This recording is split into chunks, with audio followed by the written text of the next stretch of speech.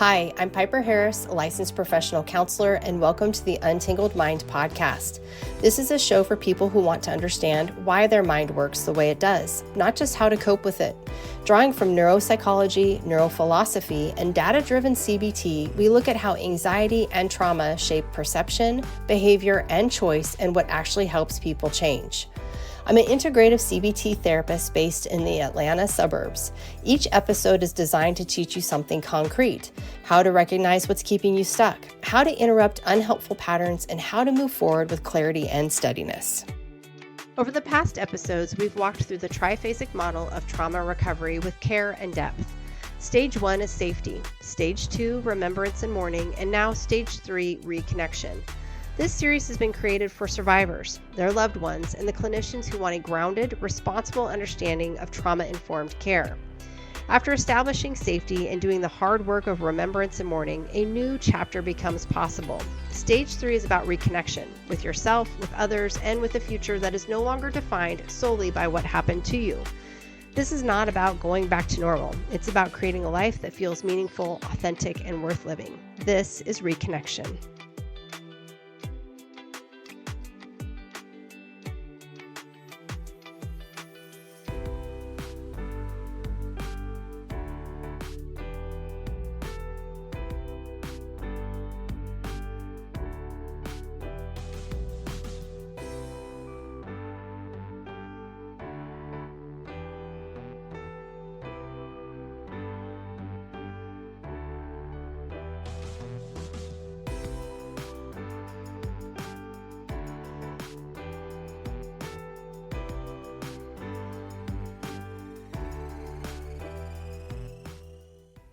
Well, welcome back. So today we are going to finish up this series on the triphasic model. So today we're talking about the final stage within the triphasic model. So if you are just now joining us, welcome, welcome, welcome. Please go back and listen to the previous 3 podcasts where I really delineate what I think is the best course of treatment for trauma care. And it really is based on Judith Herman's triphasic model. So stage 3, what we're discussing today, is reconnection. And this is a natural evolution after safety and stabilization. And then the trauma story has been mourned and also integrated.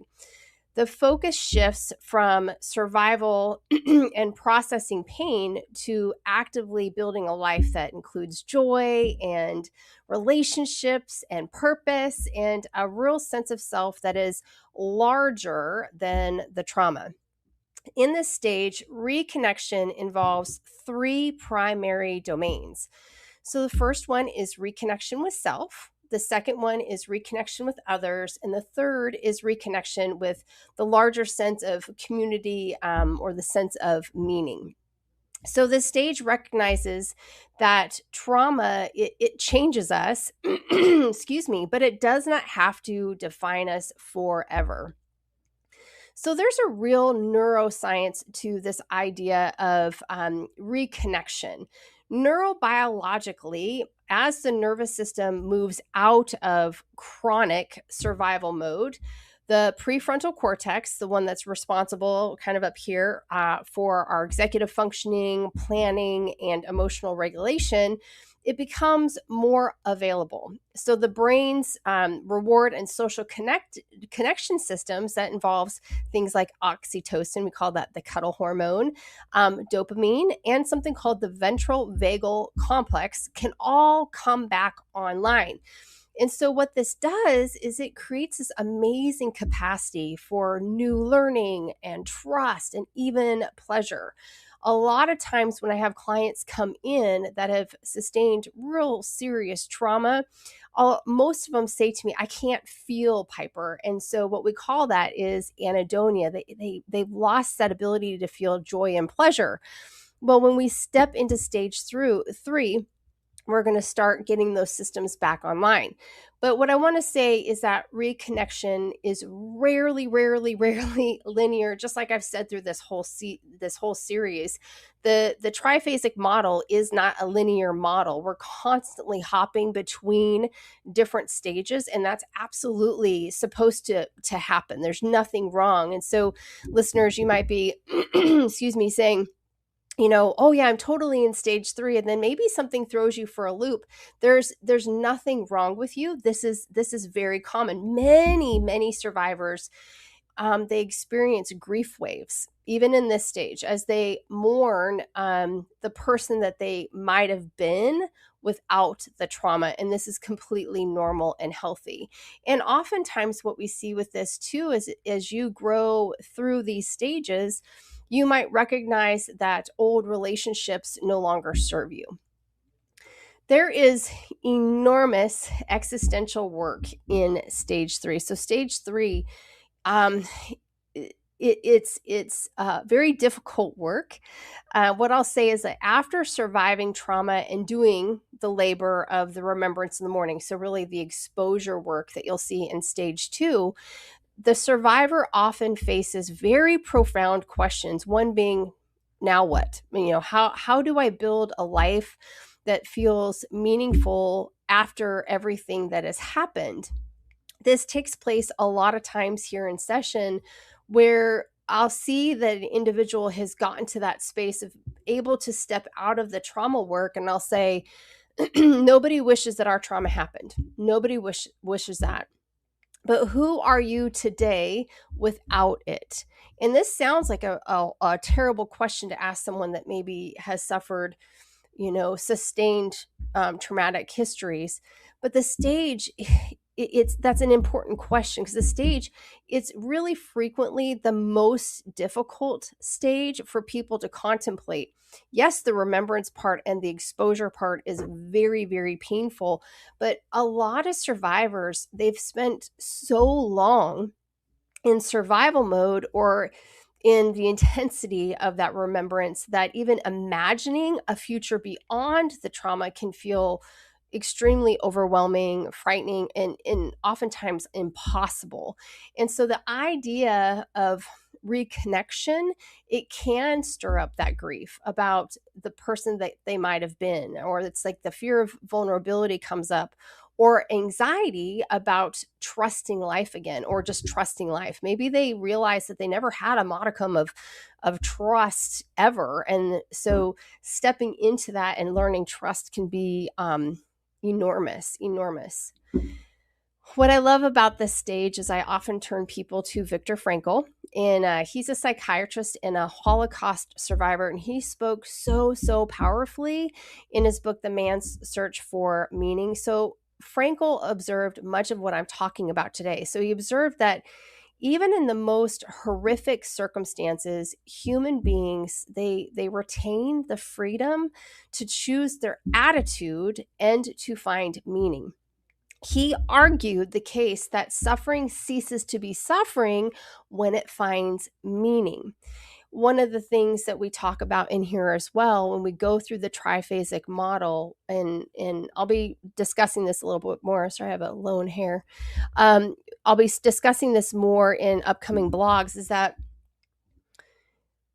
therapy is not a magic wand. I can do every exposure technique, prolonged exposure, EMDR, trauma intensives. I can do all of these things. I have the workbook. I have the Untangled Mind pathway.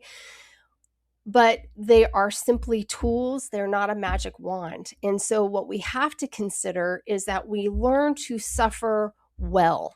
And I know if you've listened to this series and you've gotten to know me, I say this a lot, that I do not believe in a life that does not consist of some sort of suffering, not in this world. And so that is one of the greatest parts of stage 3 is looking at suffering in a deeper way. What's the meaning for the suffering? And in stage 3, survivors, they often engage in the same search as Viktor Frankl. So they move away from like, why did this happen to me, toward what kind of meaning can I create from this? I'm sorry, I have a frog in my throat this morning. So this existential work, it involves reauthoring your life's narrative so that the trauma is just one chapter, not the entire book. Now, granted, if you're listening, you're like, Piper, but my whole life was trauma. And I hear you with that. When we work through these stages, it's not denying what we've gone through. That is not what I'm saying. It's by saying to ourselves, I'm going to re-author this narrative of this story. It's not going to be trauma as the narrator. I'm going to choose to narrate how moving forward. When I was preparing for this, I was thinking about oh gosh, the 80s movie with Treo and Atreo and why Never Ending Story. I think it's Never Ending Story. But I think I might be conflating two different 80s movies that were awesome. It was Fred Savage. Do you remember that? And the Columbo guy was reading to him, his grandfather, I think. All that to be said, what I love about that part of the movie is, one, we can all imagine stepping into a story we wish we were a part of, just like that movie in the 80s. Gosh, I think it's Never Ending Story. This is going to drive me nuts. I'm going to go back and watch it. Pretty sure. I love that movie. But we can all imagine that. What I want you to imagine, if you are of a certain age, is you are listening to that story and you can step into that story and you can start being part of that narration of the story. It no longer has to be a book that's already written. You get to continue to write it. Does that make sense? So during this stage, you reclaim values in your purpose and identity that may have been lost or shattered. And here's what I want to say. You might say, but I don't know what those are. And again, we're talking about this stage can be very, very discouraging and scary, because it's like, I don't actually know what my identity is outside of what took place to me or what happened with me. So this can be a little scary, but in stage 3, what I really want to encourage you, again, remember, this is not linear. We hop back and forth. You might start building your values and recognizing what your values are. And then you have to go back to stage 1 as a touch point, as safety. That's okay. Or something comes up again and, okay, I need to go back to stage 2 and I need to do some more reprocessing. That's okay. That's the whole point. And in stage 3, what happens is we rebuild a sense of agency and a future orientation. And again, this can be very scary for some people, because that future orientation, maybe it's them alone. And that's even scarier. Like, well, this trauma has consumed my life. And if I think forward, I'm very alone without the trauma. So it can be disorienting, but it is a necessary process of stage 3. And a lot of times, people find ways to contribute, to create or connect that feels more authentic rather than obligatory. People that have sustained pretty intense trauma are very good at masking. They have created defensive mechanisms that have protected them for many, many, many years. And so then when they start going into this new experience, it's unnerving. And because they know that they're moving into this growth work, they're trying to step into authentic relationship. And that's unnerving, right? Because it's no longer a mask. It's no longer obligatory. I have to go to work. I have to get along with people. It's I get to go to work, or I get to make new relationships. So other thinkers have also expanded on this terrain. So stage 3, Judith Herman's triphasic model, I think the world of it. But there's so many wonderful people that have really spoken to this phase. And so obviously I've talked about Frankl. Some other ones are Rollo May, love his work, and Irvin Yalom. Oh, one of his best books, I think it was called On Counseling. Love Irvin Yalom. So their idea is this existential psychology, and they emphasize that confronting the givens of existence, okay, death, freedom, isolation, and meaninglessness, suffering, that we have to choose how to live in spite of them.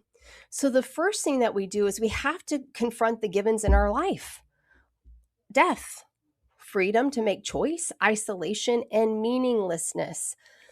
In and of those selves, they won't cause harm. They won't cause harm. But for so long, those feelings and sensations have been so intense that oftentimes people don't want to confront them people come in here sometimes and they feel all of these things, the death, or they're taking the choice, the freedom that they have to look at those things that they once avoided, and it causes extraordinary pain. And then they come in here, and again, I'm going to write a blog series on this, and I see hostility come up because they are finally confronting those givens of living life on this earth, and it pisses them off. And I get that, because nobody really wants to confront this. What I will say is the individuals that are able to confront that this life includes suffering and I can do what I can with it, they live a life that's more, I don't know if I want to say grounded, because I don't want it to sound like that they're better than, but they're able to transcend some of life's most difficult things. Personal story, we have somebody in our family who's really suffering. My gosh, I apologize. Who's really suffering. And prior to this stage was very much the words and actions of, I'm confronting these things and I'm doing these things. But ultimately what we're seeing is they were kind of like those affirmations that I tell everybody they don't work. It was almost, I'm going to rehearse these over and over and over again so I don't have to actually confront this life of existence. And so what's happened is those affirmations, remember Stuart Smalley on SNL, again, showing my age. But you can't lie to your brain. You can't say to your brain, my life is great. There's nothing wrong with it. And I'm going to bloom where I planted and everything is going to work out. Because eventually when life doesn't work out, what are you left with?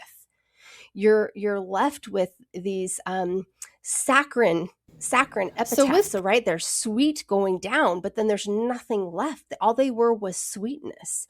There's no sustenance to it. So we have to confront those givens of existence. So for trauma survivors, reconnection often means facing these givens with new courage and choosing life anyway.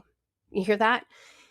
We go through life with courage and choosing life anyway. We're holding both, right? We're holding the challenges of existence, life, suffering, death, freedom, meaninglessness, and we're holding, I have a choice. I can have courage and I can make a life of meaning. So reconnection isn't about returning to who you were before the trauma. I hear that all the time. I hear people say all the time, well, I remember when before this, and I always say to them, I always challenge them, part of the pain that you're in is you keep trying to reach back to the person before, and your brain is saying, hold on a second. I don't want to be that person before, because maybe the brain has decided that that was a dangerous persona, even though you value it. Keep in mind, the brain, its greatest function is scanning for threat detection. So if you keep going back to the past before that thing happened, the brain is like, whoa, man, I don't want to go back to that human being because this thing happened after that human being. So there was something I missed. Does that make sense? So stop trying to grab from the past. Stop trying to return to before trauma. It's about integrating, the experience and growing into a wiser, more compassionate, and more intentional version of yourself. So this is where post-traumatic growth comes from and where it becomes really visible, not because the trauma was good. No one would ever say the trauma was good, but because the survivor has done the hard work of making meaning from it. I've been very honest with my own survival as a rape victim. And so over the years, I avoided it just like everybody did. Everybody does with their trauma. Like, I'm not gonna look over here, look over there, look over here, look over there. And even when I started into this field in 1997, my advisor said, Piper, go to therapy. And what was really interesting as I reflect back on that is that my therapist and I worked with more interpersonal relationships, especially my mother and I, because I was just struggling. I was a young kid. And that's kind of where our focus was. But I never went into the rape, because I was like, nope, it's fine. It's gone. I'm not going to think about it. I never, ever considered it. However, as I reflect back, I see the enormous impact it had on everyday living, how I walked through life, how I saw people, how I saw myself. And until I looked at it and I went through, I didn't know I was going through this triphasic model. I didn't know this. This was back in probably, I really started working in it probably in like 2003. I started really, really looking at it. I didn't know anything about this, but I can see in retrospect how the avoidance made it worse. And I had to learn to find my safety and my touch points. That was my husband. He really allowed me to have that safety that I'd never felt in relationship with a man. And then I had to go through the difficult work of processing. And listen, my processing has spanned from about 2004 until like now. And so we have to do that important work because things come up. But what's so cool is the meaning making, is the post-traumatic growth. I would never, ever, ever, ever say that I'm really grateful that I was raped. Never. And I know this might come across as like really, I don't want to say callous, like flippantly maybe.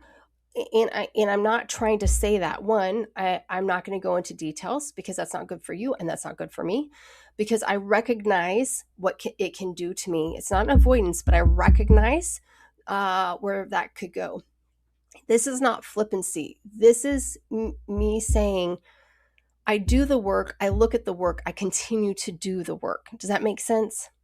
So I've made meaning of that experience. But what's interesting about the work is, I always tell people, your trauma network is like this, like really, really tight, rigid network. And it kind of brings in all the bad experiences of life. Because again, our brain, what does it do? It scans for danger. It's pretty miraculous, it's intuitions, but what happens is we bring in things and everything becomes danger. When you start walking through this process, I tell my clients, it kind of opens up and it becomes like a colander. So then we can start making kind of bridges out and making meaning. And this is that post-traumatic growth. So hear me when I say this is not flippantly. I've done the work. I continue to do the work, and I continue to open up the colander and bridge out. I do not believe I would be the therapist I am today if I did not have that atrocity done against me. I wish I had no memories of that. I wish that had never taken place in my life. But you know what? If I am left to either only focus on what was taken from me violently, or I'm allowed to choose how to look moving forward, I sure as hell am going to choose to look forward. Because to live behind, to live back there, I can't do it. And so that's what I'm saying. It's that hard work. It's that post-traumatic growth, but it is hard work. And so there's some practical dimensions to this reconnection process, to this stage 3. Reconnection, I want to say this looks different for absolutely everyone. It may include exploring new interests, or even returning to old ones with fresh eyes. It's not, I want to be that girl again. It's, I want to go and explore it. Before everything happened to me, I used to love rock climbing. And I tried re-experiencing rock climbing in one of these indoor rock climbing places. Hell no. I tried to go back to that. I was like, what was I thinking? And so I actually realized my going, and we go rock climbing. It was on this like reservoir, and then we jump in the reservoir. But I realized with the amount of education and work that I've done that I was actually taking place in some risky behavior to transcend the pain that the avoidance was causing me. So when I went back to explore old interests, and I'm like up on that wall, and I am telling you, I froze. And I mean, I was all buckled in, which I never was when I was a kid. I never was. We just free climbed and then jumped into the reservoir. Like, I look back at that and I'm like, what the hell was I thinking? So you might explore new interests or return to old ones with fresh eyes, much like me. And I was like, hell no, I don't need to do this ever again. So you'll explore new interests or return to old ones with new eyes. You'll learn to trust again, and you'll start small with very low risk connections. And that's what I love about this work in here, is that people get to test that out with me first. And I'm very explicit with my clients, like, listen, I'm a human being. I'm going to screw up too. I might cause you pain, but this is part of human connection. So we have to learn to connect together, and you have to learn to say those things to me, like, hey, Piper, that hurt my feelings, or that's not cool, or we start joking around. Like, you start in those low risk connections. And I recognize that I'm a low risk because it's just us in here, right? That people don't see this as real life, but this is where you start practicing those trusting connections. A lot of people start setting boundaries in relationships while also remaining open to intimacy. One of the things that trauma steals from all of us is this idea of intimacy. And intimacy doesn't mean sex all the time. Intimacy means showing our really tender underbelly. And that can be very, very difficult, especially like if you're a first responder. You have seen the most ugly side of human nature. So for you to remain open to relationship can feel like this is the most dangerous situation ever. But that's why setting boundaries within that process is so very important. And again, I've talked a lot about boundaries. There's a great blog, I think it was great, and we talk about the pool, and there's a podcast on it too. So go back and read that and listen to that, because it helps you kind of identify what boundaries are. A lot of people, they find purpose through work, creativity, volunteering, and even advocacy. One of the greatest ways to find healing is to step into the area that you were hurt in, or kind of a parallel area. I see a lot of people transcend their trauma by doing that. And so that can be very beneficial. And what I always pray for all of my clients is that they develop a spiritual or philosophical framework that makes sense after the trauma. All the literature, everyone, and you might not believe in anything. You might think the idea of God or the universe or whatever is hooey. But if you go back and read the literature, the research, there's thousands of studies that those that develop a spiritual framework to live by, they're the ones that can truly transcend trauma. So for clinicians, I want to say this real quickly to you: support clients in experimenting with new behaviors and relationships. This is very scary. So come up with a list. Help them tolerate the vulnerability that comes with opening up again. I mean, we've got to help them. We've got to assist them. Like, heck, you could just do like a fear hierarchy, and grade them out. Like, saying hello to the person at the grocery store, that's checking me out. That's like a 10% discomfort on the SUD scale, subjective unit of distress. Or like maybe you're single and you're going to go on the apps. That's like 95% distress. Like, start doing some behavioral experiments, because we do have to build the tolerance for vulnerability. We can't just jump straight in. We have to build on that tolerance. It's just a form of exposure therapy.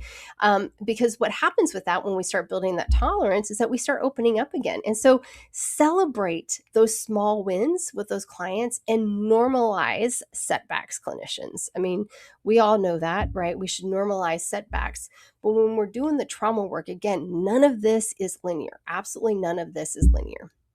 Okay, so let's talk about some challenges: red flags, green flags, and the non-linear.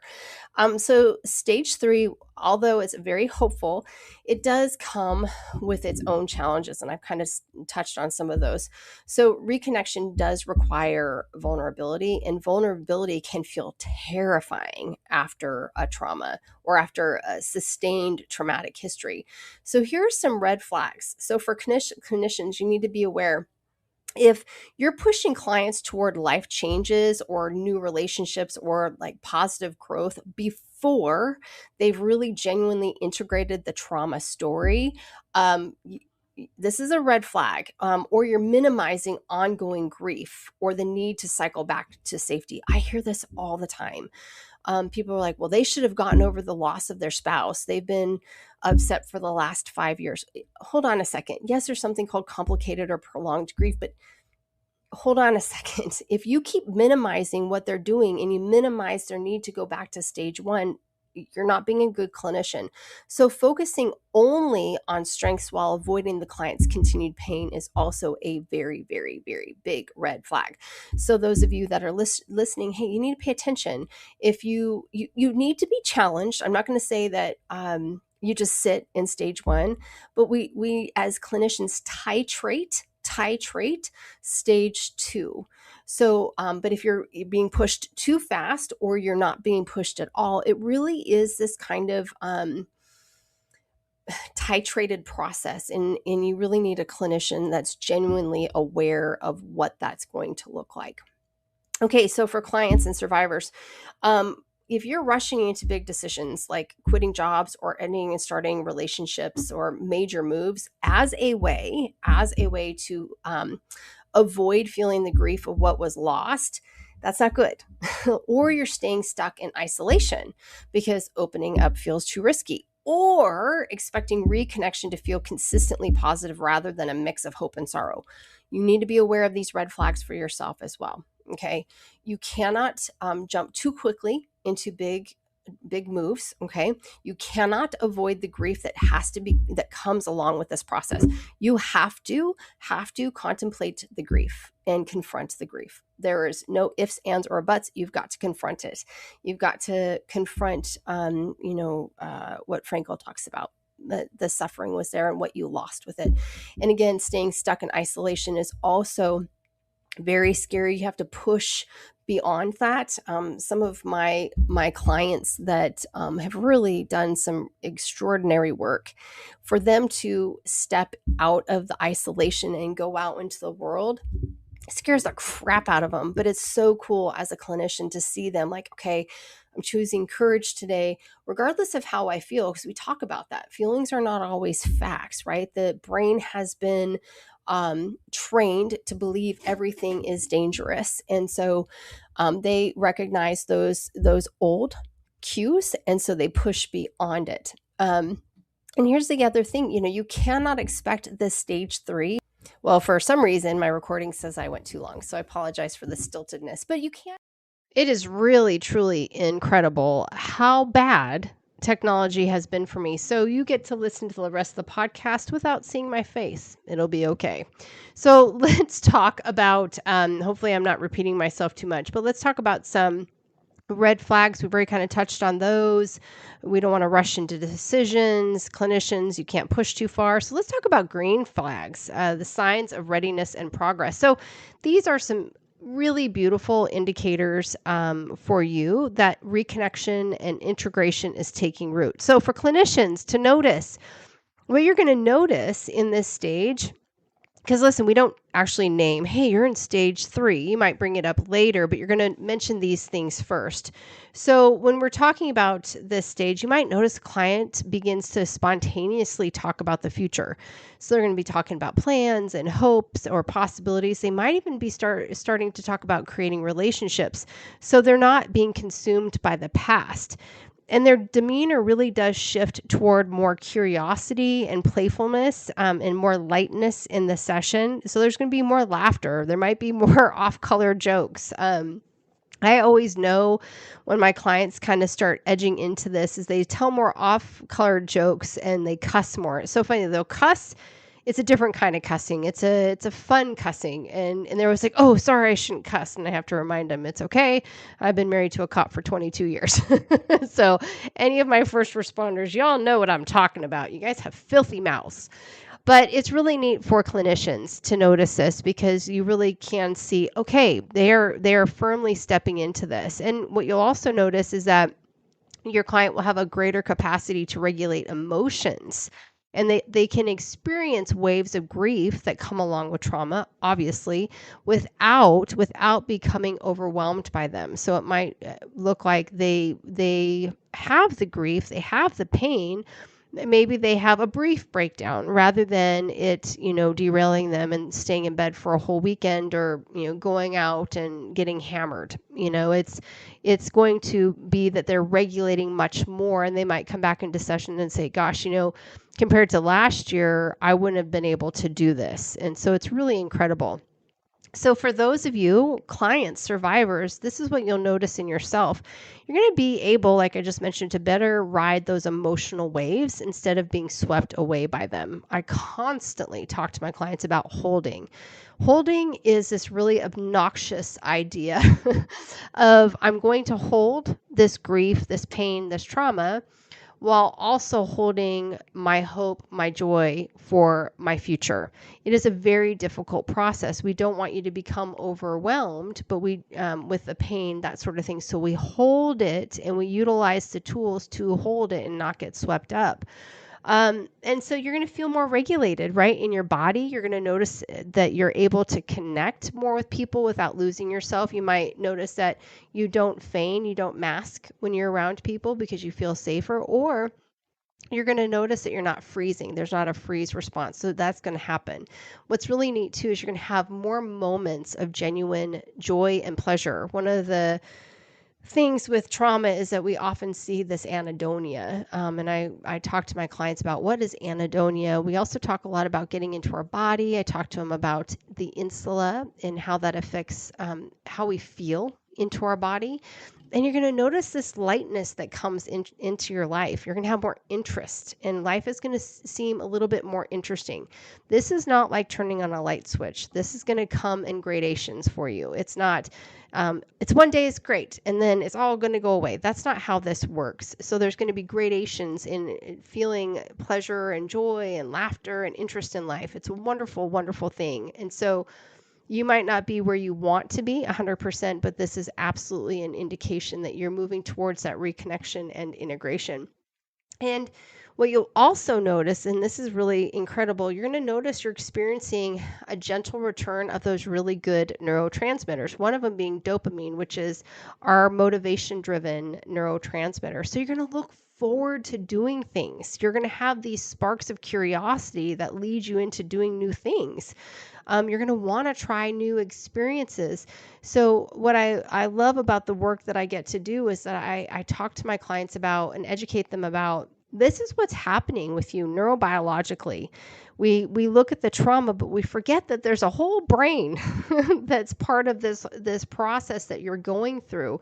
And so we learn about neurotransmitters. We learn about, why does Piper have me identify where I feel this in my body? Well, because we're activating the insula. The insula is key in trauma integration and reconnection. So it's just really a lot of fun when clients come in and they're like, hey, I've noticed I have more dopamine. I went for a bike ride, and that is so weird for me. I'll never forget, I had a client, and she came in and she's like, this is crazy. I went to a coffee shop all by myself. And so I just smiled. I'm like, there's that dopamine. It's coming back. And so it's just really incredible. And as clinicians, I really want to urge everyone, not only do you need to, study the triphasic model, but please, please, please, please, please study the neuroscience, the biology of what's taking place with your client, because it's not enough. It is not enough to sit there and just have them talk. It's not enough. They've got to understand what's happening in their brain and their body, and you need to know how you can enhance those sorts of things, what kind of mechanisms you need to have in play to increase dopamine, to increase serotonin, to increase oxytocin, all of those things that the brain is so depleted from because it's been in this constant fear and threat state. So these are the green flags. They are not constant, like I've said with everything, but their presence really signals that your nervous system is really moving into this more flexible, really socially engaged state. I'm not saying you're socially engaged all the time, but you're moving into that. And that's where integration is actually occurring. None of what we've discussed through this series is about erasing trauma. We cannot erase trauma. What we do is we focus on reconnection and integration of that story. It's no longer the only story you tell. One of the more sad things that I hear in this industry, and I get so stinking angry. Recently this happened. I get so angry. I hear about someone going through trauma therapy and they're like, well, I'm just recalling everything. I'm going through everything. I'm like, okay, well, what's your therapist actually practicing here? Well, they don't know. And if anybody studies a theory or an application, like say it's CPT, cognitive processing therapy, great. That's an offshoot of CBT. But what's the function? What are the tools that you're providing the client? Because everything in research, all the data says just talking about it doesn't do a damn thing. There's no such thing. No such thing, trauma therapists. If you just have your person vomit their trauma, there's no such thing as reconnection and reintegration if that's all they're doing. It doesn't work that way. Study the brain, study the body, because you are hurting them. They're going to hop from you and they're going to go to another therapist because something's going to trigger these things. And listen, we have re-triggering events. But if you are not arming your clients with tools, you are essentially wanting them broken. It was interesting this last week, new client of mine, I was talking to him and I said, I think we're ready to step into some exposure therapy in EMDR. And I feel like, I'm recognizing that you and I are on the same page. And there's connection. He's like, yeah, that's great. And I said, okay, well, let me show you how I do it. I don't do the arm thingy because it hurts my shoulder. And I don't do the light bar because it's so freaking expensive. But here's my TheraTapper. And he says, oh yeah, I've done that. I'm like, okay, tell me about that. Well, I think it worked. And so the more I dug into the worked, the clinician didn't do the work. The EMDR model, we'll talk about that another time. You really should do the protocol. But this poor guy had been through 2 different therapists, had supposedly done great EMDR that worked, and had no idea what it included. And I was so angry, and I explained everything. I educated him and explained what the process was and how we'll go through it. And you know what he says to me? He says, this must be really hard for you because people actually graduate. It's the first client that recognized that when we practice with integrity and we practice within like the triphasic model and we have actionable tools, we are saying goodbye to butts and seats and an income. Period. We're saying goodbye to it. And I said, you know what? You're absolutely right. I'm always broke. But it was a really wonderful thing for him to see, because that's clinical integrity.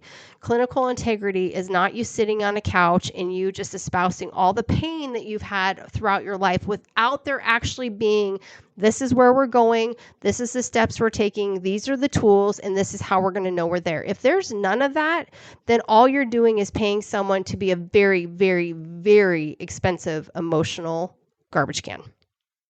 That's what you're doing. And so, these green flags, everything that I've mentioned, it's just a wonderful thing to see. The triphasic model, listen, it's not rigid. We've talked about that. It's not linear.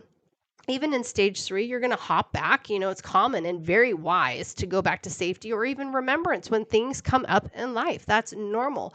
But the flexibility is the strength, not the failure. So if you're a good clinician, I'm giving this client these tools even when they graduate. By the way, clinicians, we don't talk about graduation enough. Come on, stop it. It's so gross that you keep people indefinitely and you don't talk about this. You're building automatons. You're not building people with autonomy, if you understand that reference. So anyway, this is it. This is the triphasic model. This has been a fun series. Thank you for the little hiccup today in today's podcast. And thank you for joining along with this. It really means a lot to me, though. I've gotten a lot of emails about, wow, I didn't know about the triphasic model. Even some of my clients are like, this is really helpful. I didn't even know this was going on. Because it's not like I'm like, hey, we're going into level 2. I don't do that. Well, in the workbook I do. But listen, stage 3, it is the most astounding and wonderful place to be, because it's where hope becomes very tangible. And it's the stage in which survivors move from that I survived to I am building a life that feels worth living. It really is. And it can be a scary place, but they're going to get through it. And I just smile every time a client comes in. They're like, yeah, this is scary. I don't know what to think, but gosh, this feels a lot better than I've been living. So as we close this series, I do want to thank everybody for walking this path with me. It really meant a lot to me. I really wanted to talk to clinicians and clients alike and really arm you with some really good information. People that are listening, please don't read Judith Herman's book on the triphasic model. It is not appropriate for anybody that has active trauma. There are very explicit stories, including, rapes and, POWs, veteran. You don't need to read the book. It's pretty intense. I had to sit it down a couple times. Clinicians, read it if you have the tools to be grounded. So it's an intense book, but I really do think a lot about her work. And this is what I'll say too on her work, and I'll close this up, is that some people hate Judith Herman. They put her in there with Vander Kolk. The body keeps the score. Y'all chew the meat, spit the bones out. There's too much of this black or white thinking in this field. Like, you have to do this, you have to do that. Listen, I don't have to love who Judith Herman is and everything that she stands for. In fact, she and I really are opposed politically. Who cares? Her model is brilliant. She has a heart for human beings. Great. Chew the meat, spit out the bones. Stop being so I can't say the word, you guys. I'm so tired. Stop being so captured by your ideologies. There it is.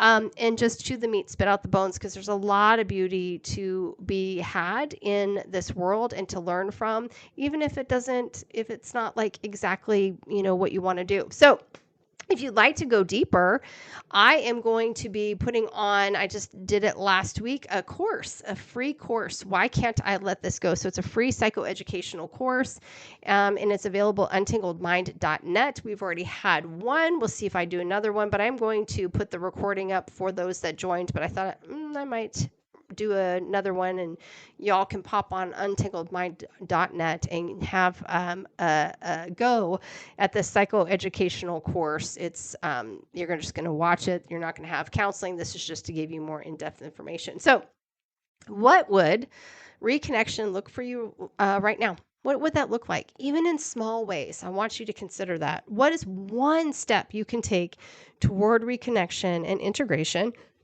that feels possible in the coming weeks? Sit with that. I know it feels like it's so far away. You have gone through so much, but reconnection, it is right there. So keep in mind, there's resources if you're in need. The National Domestic Violence Hotline is 1-800-799-7233. You can also call RAIN at 1-800-656-4673, or the Georgia Access Crisis Line is 1-800-715-4225. Thanks so much for listening to this trauma series. It's been a real blessing to be with you. It's been super meaningful, and I hope it was too. And if you feel like that, please share it with others that may need to hear it. Take care. That brings us to the end of this episode. Thanks for joining me. I hope you learned some tools that can equip you to untangle your mind and untangle your life. If you're curious about working with me for your anxiety or trauma, head on over to my website at untangledmind.net to connect with me. If you enjoyed the show, please rate and review me on your podcast listening platform and share it with your friends and family. As always, thanks so much for listening to me, Piper Harris, with the Untangled Mind podcast. I'll talk with you next time.